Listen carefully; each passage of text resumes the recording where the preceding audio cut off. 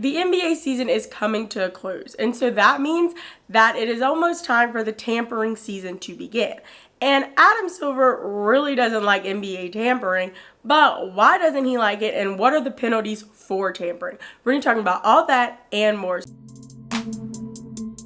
Tampering in the NBA is when a player, coach, or anyone in the organization tries to lure another player onto their team while that player is still currently signed to their team.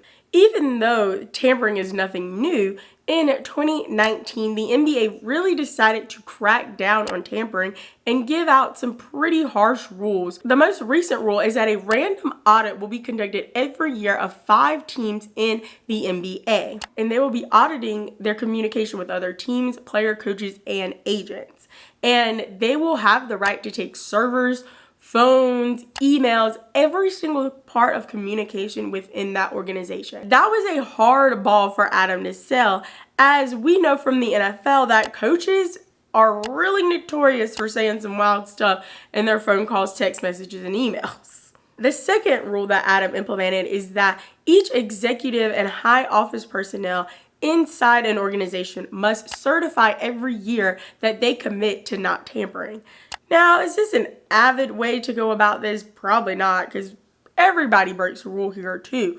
But at least you get them to sign on the line and say, hey, I said I wasn't going to do it, and then I got caught doing it. And the final rule is that it is mandatory for a team to report to the league that an agent has requested extra stuff from the team aside from the things laid out in their contract from collective bargaining agreements. If a team breaks this rule, the punishments are that if it's tampering, then they can get fined up to $10 million.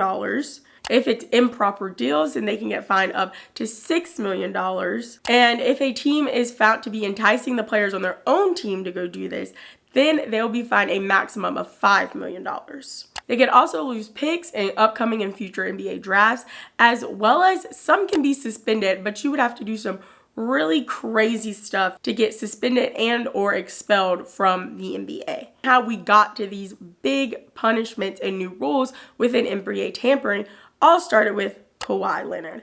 And it started in the offseason in which he was leaving the Toronto Raptors after winning the NBA Finals with him. And it was found that Kawhi's uncle and advisor was promised outside things if Kawhi decided to join the Los Angeles Clippers. The Los Angeles Clippers was penalized for their tampering. But some of the largest penalties in NBA tampering history also come out of LA, as the Los Angeles Lakers were fined $500,000 for trying to get Paul George to come join the Lakers. And Draymond Green got his own personalized tampering penalty, as he tweeted out in 2020 that Devin Booker should leave the Phoenix Suns. But Draymond is a great example about the problem that comes with NBA tampering and actually trying to crack down on it, because you can't really oversee every single communication and phone call, because you can't even supervise player conversations, as that is not a part of the collective bargaining agreement inside of the NBA.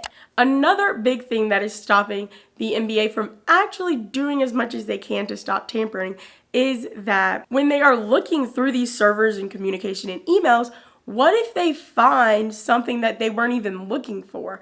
And Adam Silver stated that they weren't going to go looking for extra stuff if something is summoned in an investigation.